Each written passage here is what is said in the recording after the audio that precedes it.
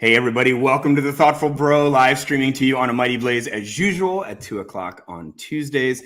I have an amazing interview for you folks today. You're going to hear all about this incredible book by Jess McHugh called AMERICANON. It is one of the most books I was most excited about this summer. I totally alienated a party guest that I was talking to last night at a party, and I was just going and going and going talking about this book, and eventually she had to go get another drink. So but I'm very excited about this book. A few words before we get started. Mighty Blaze, for those of you who don't know, is an all-volunteer initiative to help writers reach readers virtually during COVID and beyond. You can find all of our interviews, hundreds of them, frankly, by now, on our Facebook and YouTube pages. At Mighty Blaze, we're not asking for any money. If you want to support us and what we're up to, just please give us a follow or like on Facebook, Twitter, Instagram, or YouTube. You can also support us by subscribing to our weekly newsletter on amightyblaze.com. And we also have a podcast that launched earlier this year. In fact, my interview with George Saunders is this week's episode. So you can find the Mighty Blaze podcast anywhere podcasts are downloaded. If you are, in fact, in the mood to spend money, you should spend it on wonderful books that analyze our common American secular scriptures and which shed fresh light on which best-selling books have most shaped and continue to shape our culture. Books like AMERICANON by Jess McHugh. We'll have time for audience questions at the end. If you're watching on Facebook or YouTube, just pop them in the chat and they'll make their way to me. Just a quick tease for the next 2 weeks. I have two amazing interviews coming up, both nonfiction. Next week is called The Devil's Hole Pupfish. So just bear with me a moment as I explain what this is. The pupfish is the rarest fish in the world. There are only 200 of them alive. They're adorable. They're only 1 inch long and they're light blue. They occupy the smallest habitat of any vertebrate species in the world, which is an underground cavern in Nevada that is 72 feet long and 11 feet wide.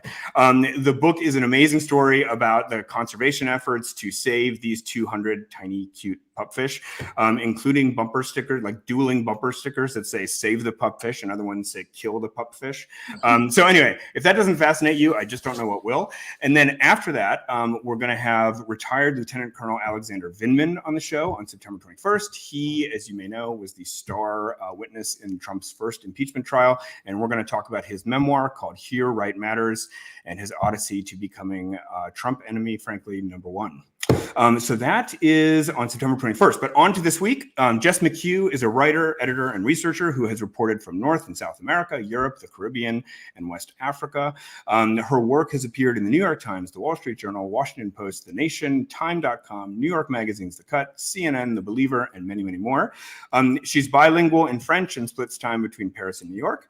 Her book, AMERICANON, is about how a seemingly innocuous list of best-selling books has served as the blueprint for the, quote, good American, molding our common language, culture, and customs. Her thesis is that our country is best understood not through its highbrow literature or its founding documents, but quite simply the books that Americans have read most. A thesis that I wholeheartedly agree with. Jess, thank you for coming and welcome to the Thoughtful Bro. Thanks so much for having me. And I love to help alienate people at dinner parties, so I'm thrilled. Oh boy, when I get going, I really do get going. Let's just start off. I want to ask you to kind of begin what the conception of the work was. And I just want to say that I was very much hooked by the concept, the central thesis of the work. And I will say that you've gotten tons of reviews and this is your first book and it's doing so well and you're getting all these reviews in all these great places. And by and large, they're rave reviews. There's a couple that were picking nits, but I would just say that across every review, everyone said the central thesis of the work was really interesting and very compelling. And so it just seems to be a great idea. And I guess my question is, where did this idea come from? Thank you. Yeah, so it all started with Noah Webster in the dictionary. I had remembered, kind of an offhand comment that Noah Webster was a nationalist, and I didn't think much about it. And then in the run-up to the 2016 election, I noticed that Merriam-Webster's kind of Twitter presence was pretty sassy, and a lot of the time it was kind of throwing shade, so to speak, at Donald Trump, but in general, just kind of fact checking political figures. And I remember thinking, isn't that seems kind of funny based on what I've heard? And then I just sort of looked into the dictionary more, and I was so shocked to learn that Noah Webster, who wrote the dictionary, essentially wanted it to be a national text and a nationalist text in the sense of, exalting one nation above all others. His idea was through the dictionary, we're going to make American and English as different from British English as, Dutch and Swedish are from German. And this is going to be kind of our linguistic declaration of independence. And that kind of blew my mind because it's, one of those books we never really think about it as having a specific author with an idea that he's trying to promulgate. So then it got me to thinking about kind of what are other books that we sort of take for granted, and what did they teach about being American, or who we should believe, what we should believe. And so the more I looked into it, the more I kind of noticed that, especially if you didn't have the budget for a lot of books, you were buying kind of these how-to manuals, and they often were telling you quite specific things about who you should be. Right. So a few things there. So number one of the kind of like interesting sort of like throwaway facts in the book was just that how expensive these books were. I mean, you just said, if you could only afford like one or two books, but these books in today's dollars were like really expensive, right? It varies pretty hugely, actually. So some were expensive. The dictionary, for instance, was quite expensive. I forget what it was in our kind of current currency, but it was not something everybody would have bought. On the other hand, a primer, for instance, Noah Webster wrote a primer, which is essentially teaching kids how to spell and read. That was super cheap. The almanac was super cheap. But then one of the other things I noticed was that a lot of the times these bestsellers that seemed too expensive to be out of the reach of ordinary people were being stolen. So, for instance, Emily Post Etiquette book, which I write about, which sold, tons and tons of copies, was also the second most stolen book in libraries throughout the 20th century, just after the Bible, which feels like, okay, interesting. So stealing, part of good etiquette, or maybe. Yes. And thou shalt not steal, I guess, doesn't quite if you haven't read the Bible yet. All right. So let's just so everybody gets an idea of like what exactly we're talking about with these books. I'm just going to like rip off a few or rip off.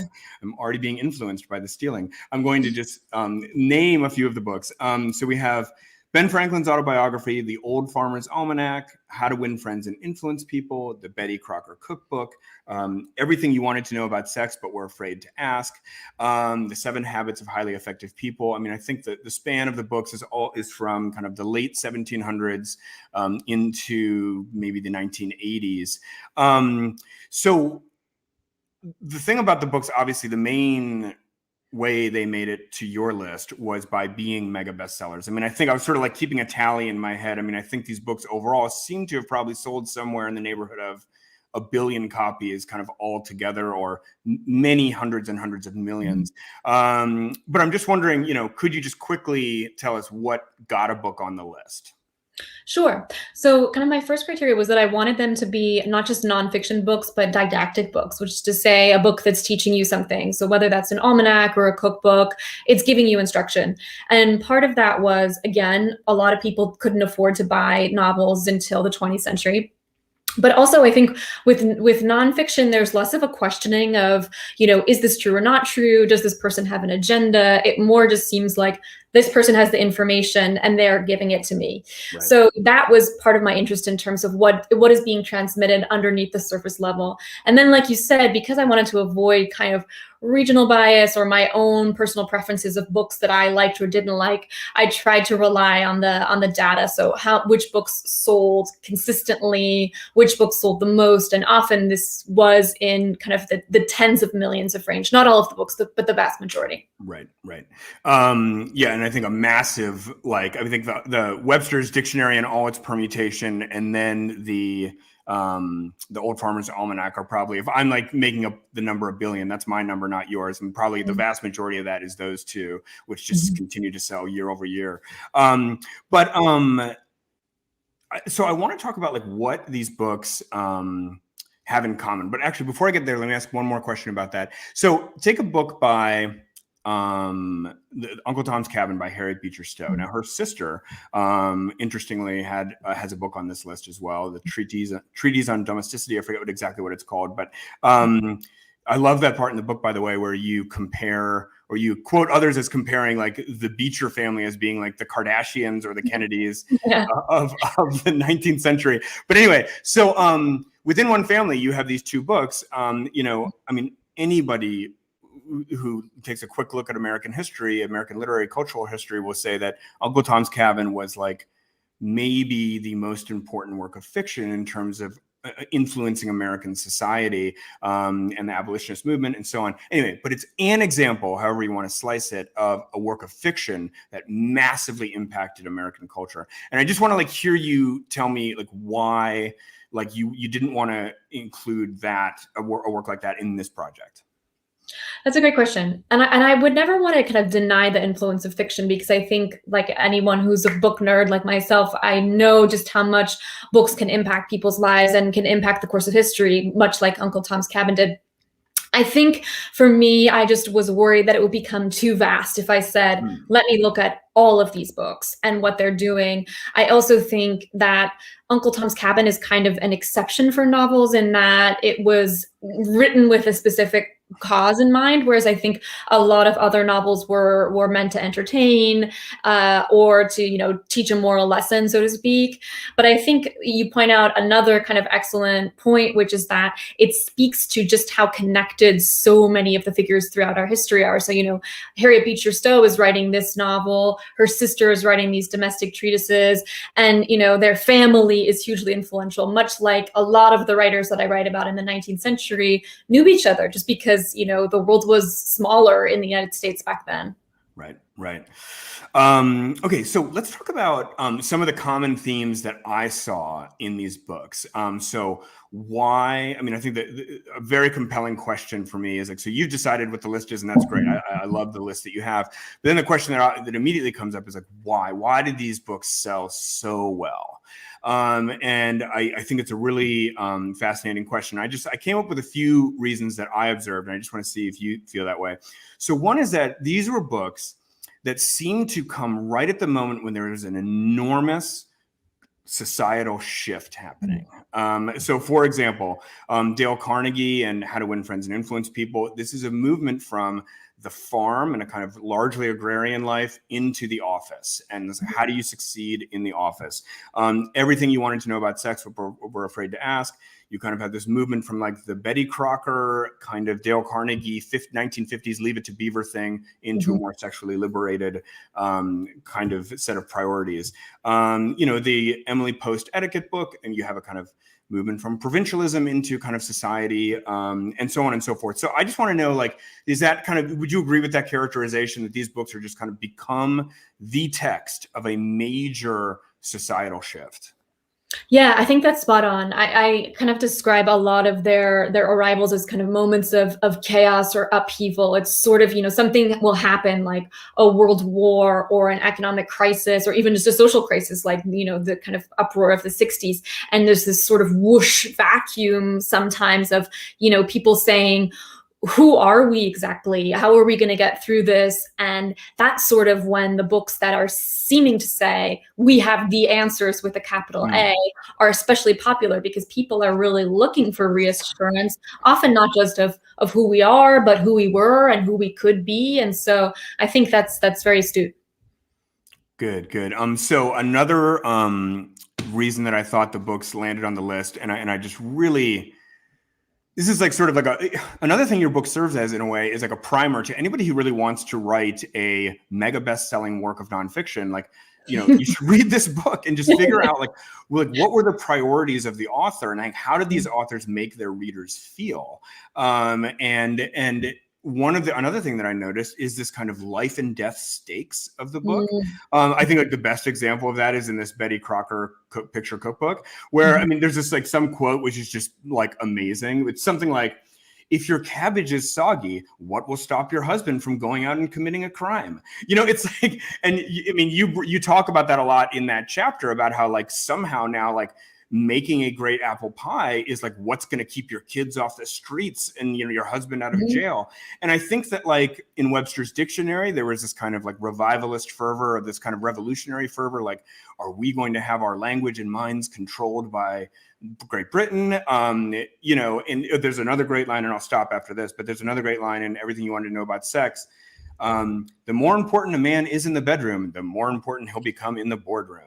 So that's like now, like having the right kind of sex is going to determine your husband's financial future, your family's financial future. Anyway, talk to me about like the way these authors made the stakes so high. Yeah, I think it's exactly that, because you're essentially saying, okay, here's a seemingly innocuous task that you're going to have to do every day, regardless of whether or not you read this book. So whether that's, cooking or spelling or what have you, you're going to be doing it. And now this person is saying to you, if you do it the wrong way, not only are you going to risk failure as a person, but you're going to risk failure as an American, possibly as a Christian. And it sounds kind of wild, but it really worked. I mean, the Betty Crocker example is a great one, where she says almost exactly that. I think you nailed the quote. Is it any wonder if you feed him a bad meal that he goes out and commits a crime? You should be happy that he just shows a lot of temper. So it not only is it saying the destiny of your home and potentially your whole family is in your hands, but she'll raise the stakes during the war and say the World War II kind of home front effort is also now in your hands. So I think that's a huge part of it, is you raise the stakes and then you say, I know I've got you stressed out about this. Here's something to calm you down, and it's only $1.99 or what have you. And then I think that gets people hooked. I also think, charisma is a huge part of it. A lot of these people were hugely charismatic. And so you mix that with a kind of good publicity campaign and some fear, and you're cooking with gas. Totally. And yeah, and just one more example. I mean, if you go back to Catherine Beecher's book on domesticity, I mean, the stakes there were not even, keep your husband out of jail. The stakes were like, America will survive as a nation, and the health of this nation depends on you like running a tight ship in your house. So anyway, just great way of like raising the stakes, as you say, and getting people worried and then offering the solution. So the final like set of themes that I want to bring up that I noticed is sort of the emotional effect of these books, which is sort of a bit of what you were touching on.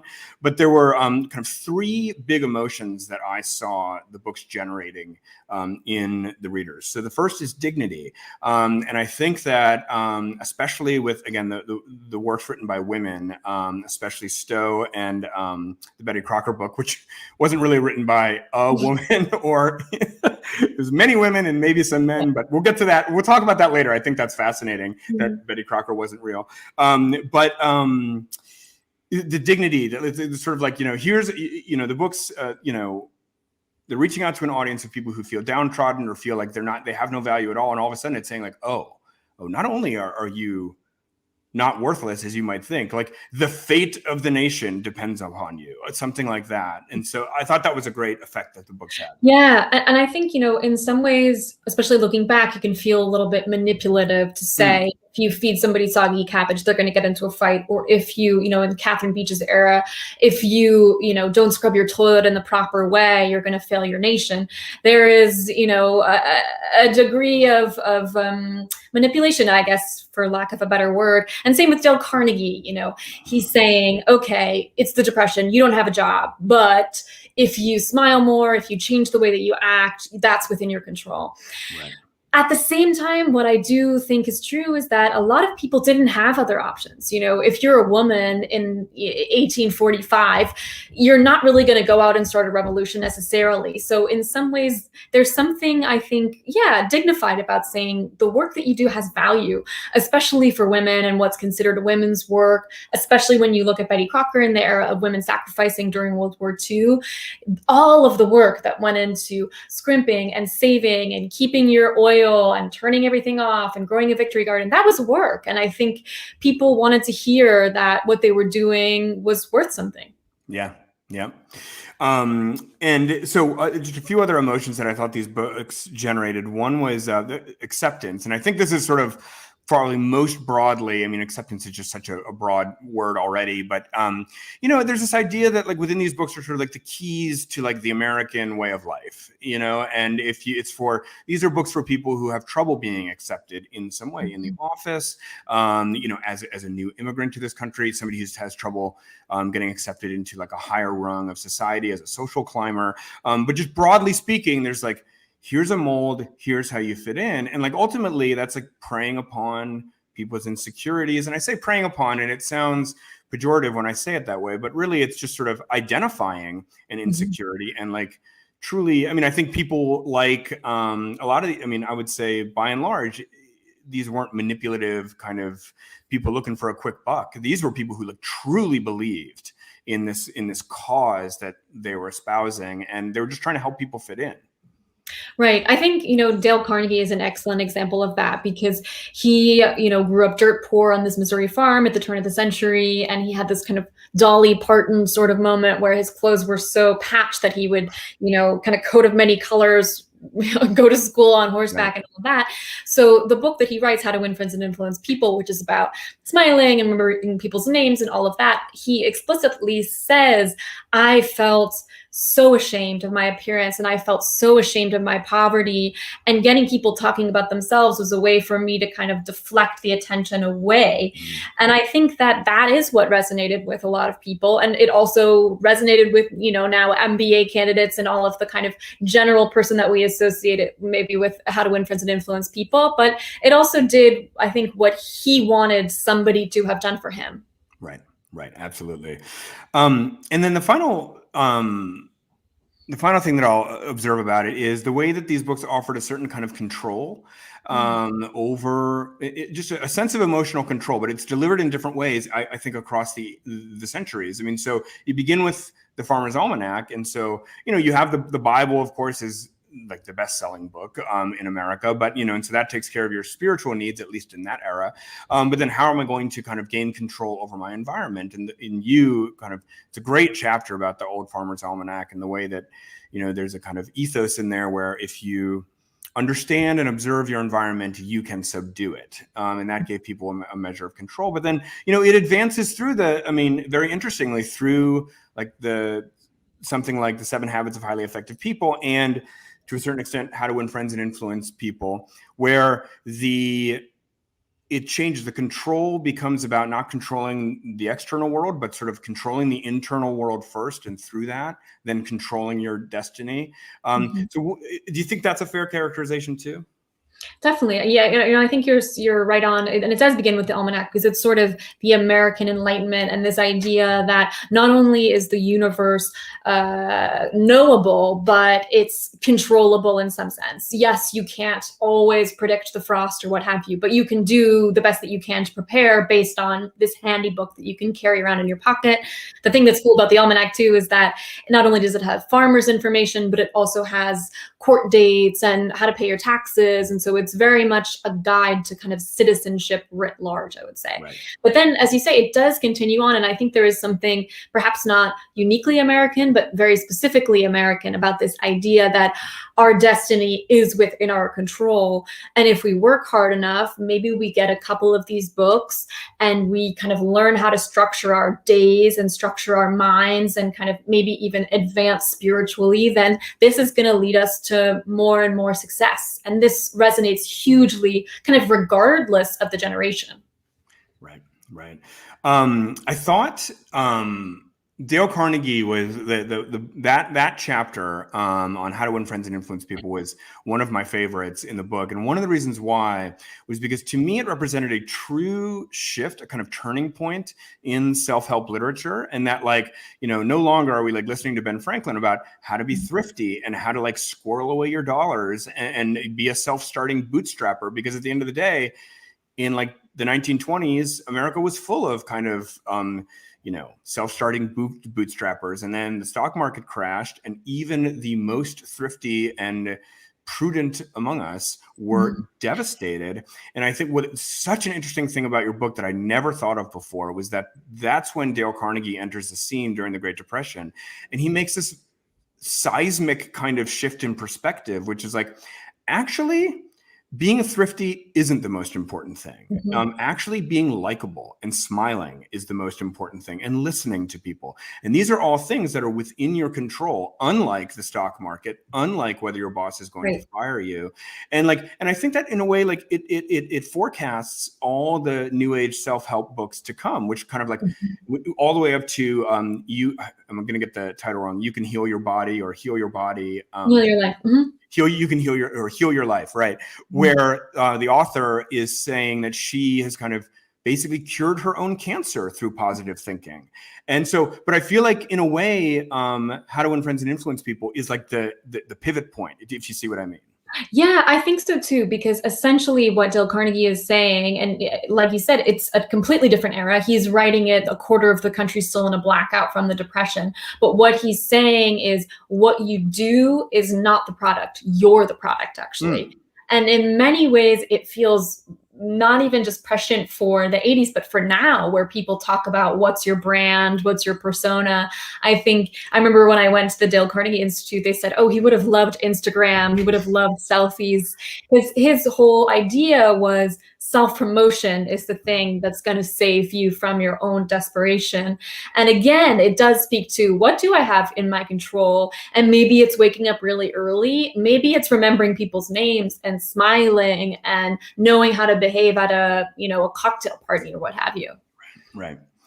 That brings up an interesting thing that I wanted to get into at some point, and now is as good a time as any, which is that, you bring up social media, and would Dale Carnegie have loved social media? And so I'm going to just sort of like use that as a kind of awkward pivot into what I want to ask you, which is that are there other books that could end up in this canon? Like when you write, the second version of this book, like 50 years from now or something, right? You're like, here's like 2 more books to add to the canon. I'm just wondering, like, is that even possible anymore? Because in a way, like, I mean, the last book that is on this list, they were written in like the 80s. And even then, it's an entirely different media landscape. And for sure, the cleanest way maybe to say that is like, now there are so many platforms for a person to access. And back then, I mean, writing a book was sort of like one of the only ways to get the word out. I mean, I think like someone like Oprah Winfrey is somebody who, were she born like 150 years ago, racism aside, like would have like written that's the kind of footprint that these people had. And so I'm just wondering, like, is the age over of writing super influential American books or not? I would say yes and no. I mean, in some ways it is over, I think, because of, the dawn of the internet and the idea that you don't need to buy a book for $50 to learn how to spell a word, because you could just type it into Google or Merriam-Webster's.com. And the same goes for a lot of these books, which are essentially giving you, in many ways, what feels like basic information that you could easily find elsewhere. At the same time, I think people still hunger for reassurance about work and life and love. And so self-help continues to be hugely popular in the United States, even if it's not necessarily branded that way. So I think in many ways, kind of self-care is self-help in a different form, as is some of the more new age stuff that we see happening now in terms of meditation and all of that. I also think, books like Lean In by Sheryl Sandberg say something kind of trenchant about what people wanted to believe about women in the workplace. So I do think there will always be books that are kind of speaking to the moment and what people are yearning for, but they might not be at the kind of 150 million copies as they've been in the past. Right. And I was thinking about that very thing, about like what could be. So I sort of was trying to like reverse engineer a mega bestseller from the principle that all these books that you are writing about came at this moment of great societal shift and uncertainty. And so I was thinking, okay, like what would fit that category now? And so I think, like, for example, climate change is one, race relations is another. And I think like women in the workforce, that's certainly a massive change in our society. And I did think of Lean In as like, I don't know if that's going to be that book or if there will be a book for that shift. But anyway, do you feel like maybe like those are some areas where we might see such a book? Definitely. I even think, the COVID pandemic has revealed so many inequalities in America, and also just so many of the things that similar in some ways to the 1929 crash, the idea that if you work hard and you do the things that you're supposed to do, that you will eventually make it. I think sometimes when the bottom falls out and people lose their savings overnight or lose their homes because they've lost their jobs, they realize, oh, wait, some things are outside of my control. So I do think this could have been a moment for somebody to step in and say, no, don't worry, I have this 5-step plan. Totally. Another question I had about self-help, because as you say, I mean, we've, these books are self-helpy in a way, at least in their effect, if not necessarily in their true genre. People look to these books for help, to feel reassured, and so on. One question I had you just about self-help in general, and I mean, certainly self-help goes back to the ancient Greeks. There was Aristotle had a version of a self-help book. There was a very famous book written by a guy named Smiley, I think, in England about kind of British self-help. But I guess my question to you is just sort of, is there something particular about American self-help? Are we sort of like in some sense, an originator of a certain kind of self-help, or is there just sort of like self-help in every country? Yeah, I think there's definitely more and more there's self-help in every country, but I do think the difference is that it's always been such a fundamental part of American life, even if it hasn't necessarily been called that. As you point out, for instance, Benjamin Franklin's Autobiography is in many ways self-help. It's saying, here are virtues for you to follow. Here's a framework for you to follow them. He even has includes a grid of you could check off your progress each day. So I think it's this, in some ways, almost kind of Calvinist Puritan roots of ours that say man is a perfectible being and you can achieve this through small steps. That's a big part of it. I also think there's sometimes less recourse for other types of personal growth in the US, especially if you're not a religious person. So, in other countries, like I live in France, people, if they want to get ahead, they might join a union or they might go back to school because it costs 200 euros a year. So I think in the United States, there are other systematic things in place that make it such that if we want to change our lives, we often turn to books, or we have historically. Right. Okay, a few other questions for me, folks. If you want to ask a question to Jess, please just pop it in the chat. It'll come over to me. I just got to talk about Betty Crocker for a second, because this is like the one book that is doesn't really, I mean, so much of your book, you do so well. The format of your book is so great. It's just basically, I think there's 10 chapters, about 13 books, and they're all just sort of these miniature kind of essays. They are essays, but these just kind of all you need to know about this book in this kind of very readable, format. And I don't know, I just loved it. But part of what's so great about those essays is the personal history. It's often it is some great crisis in the author's life that precipitates them coming up with the idea for their book and so on. But Betty Crocker stands out among these so-called authors because she's not a real person. And I was laughing as I read that. I mean, it's sort of funny, but not funny, because these women, I think largely women, would write letters to Betty Crocker and just say basically what a sense of companionship they felt with Betty Crocker. And then, General Mills would answer these letters, I think. Right. And so it's hard to think about that happening today. It seems like she's Flo from Progressive, or the Dos Equis most interesting man in the world. People are so media savvy now that there's no way they'd get tricked about something like this. But I just found it so interesting that, this woman who was an invention that meant something real to all these people. Definitely. Yeah. Betty Crocker has a very surprising story. I don't think I knew that she wasn't real either, but essentially all of what was then Washburn Crosby would become General Mills ran this ad for flour, and they said, turn in this puzzle and we'll give you a pincushion. And they didn't expect it, but all of these women wrote in with these letters saying, why isn't my cake rising and why is my dough lumpy? And the men on the ad team were like, we didn't expect this. We don't know what to do. So they invent this woman, Betty, because they think it sounds wholesome, and Crocker for this recently retired exec. And they have one of their secretaries signing the letters. And then she just becomes this sensation throughout the 20s, 30s, 40s, 50s, where she's receiving 4,000 to 5,000 letters per day, which is, just staggering. It's more than most movie stars were receiving at the time. And people are pouring out their hearts to her. I got to read these letters in the General Mills archive, and people are talking about their marriages and their children and their unhappiness. And it feels so, so personal. And I don't know if it would work today, but I will say one of the letters that I found was from J. Edgar Hoover saying, thank you so much for your wartime service. She did a wartime broadcast. So if the head of the FBI can be fooled, maybe we can all be fooled. It's just unbelievable. It's unbelievable. All right.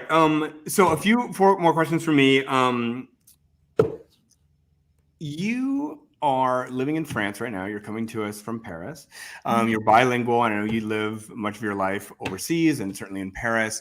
To say that you are familiar with French culture is a fair statement. So I guess like my question is, could AMERICANON be written for every single country? Is there something about American culture which like truly lent itself to being formed by books more than, couldn't you just pick the top 13 all-time bestsellers in France and write the equivalent book, or no? I think it would be hard. I was actually talking to some acquaintances the other day and saying, what would be a book that would fit this? And they sort of struggled to come up with an answer, and I've struggled to come up with an answer. I'm sure there are. I know there are cultural touchstones. They said Victor Hugo, but it's a little bit highbrow, I think, for what I'm trying to say in my book. I do think, somebody, I was watching I forget what it was now, called Storytelling, the Vice of America.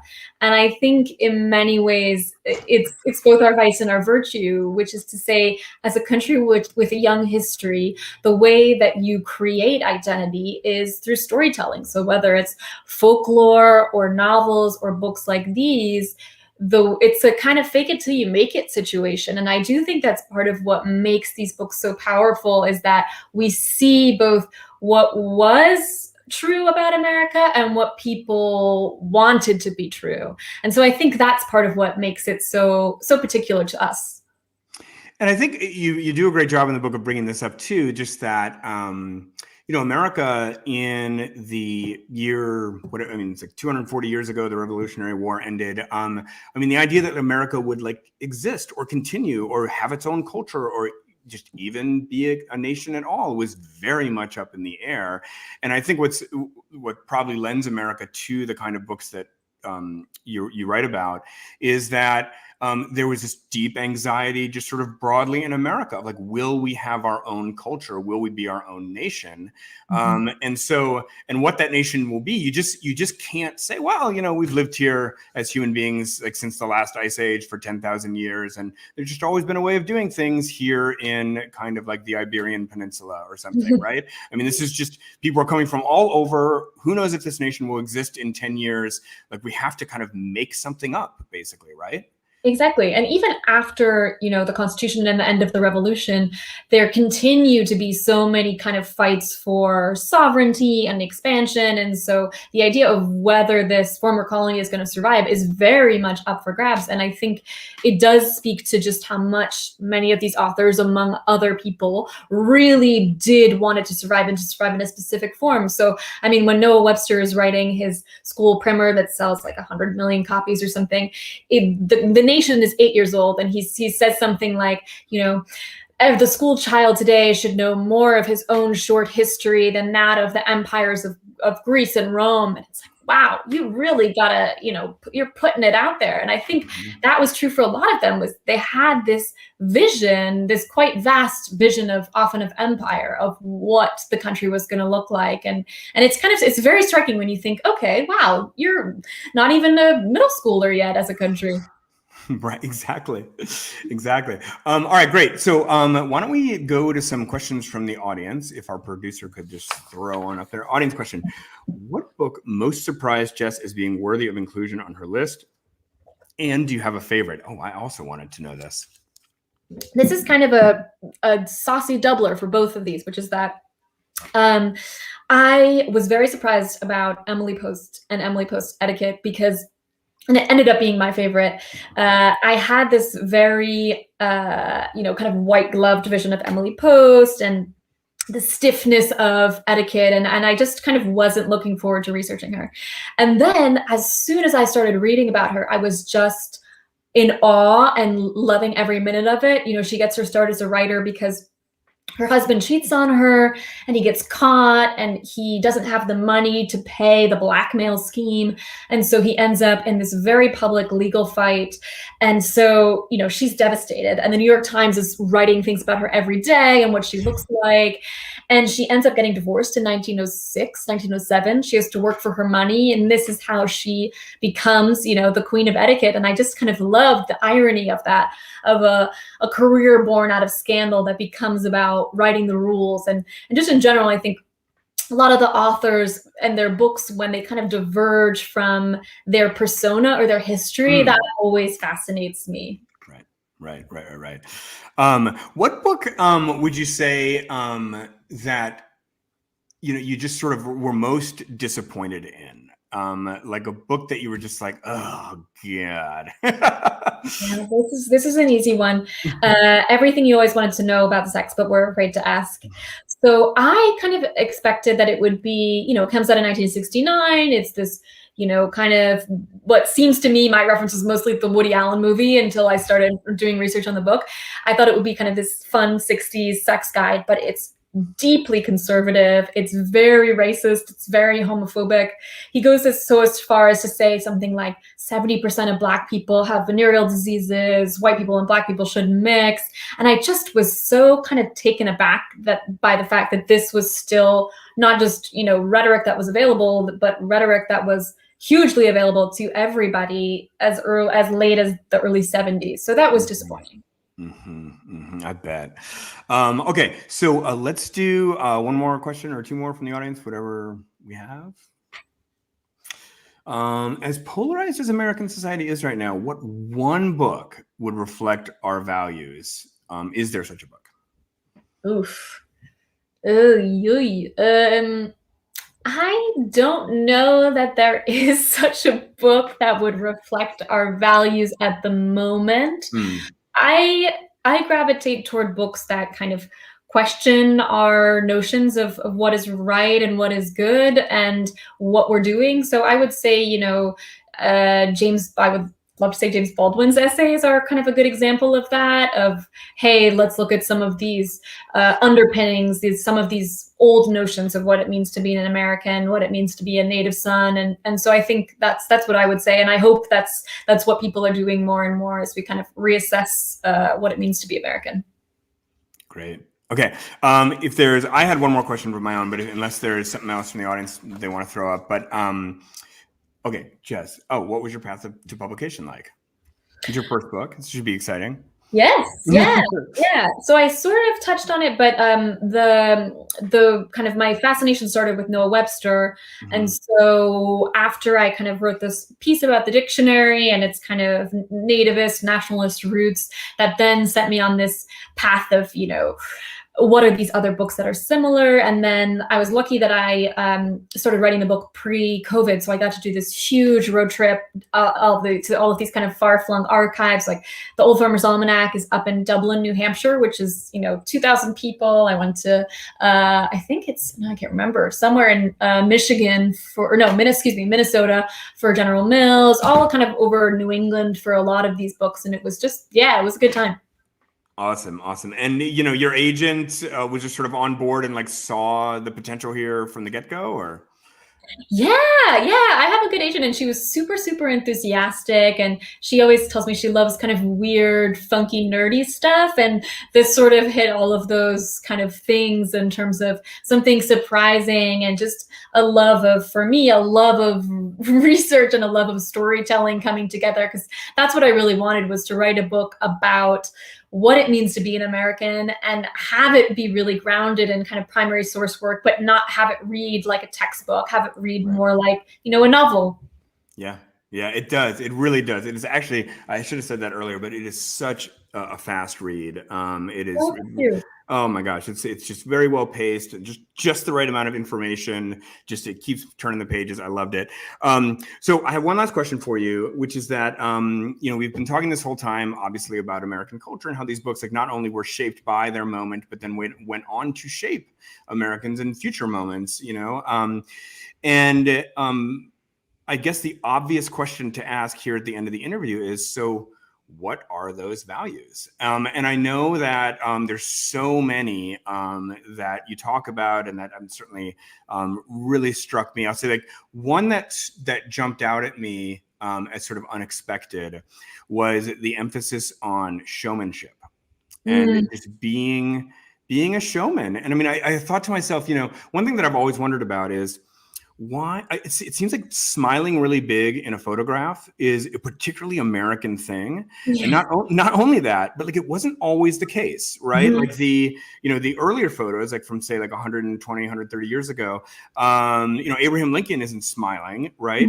But certainly George Bush, Barack Obama, and Donald Trump are smiling in like every photo. And like, so when did that change? Why did that become a thing? And, I sort of like reading, Dale Carnegie and what you write about Dale Carnegie, you think like, maybe that's the reason why Americans smile in photos. Anyway, but that feeds into this kind of feeling of like how important it is to present well and be a kind of showman, kind of in every sense in American culture. So that's just one thing that jumped out at me, but I'll turn it back to you for the final question. Like, summarize these values for us.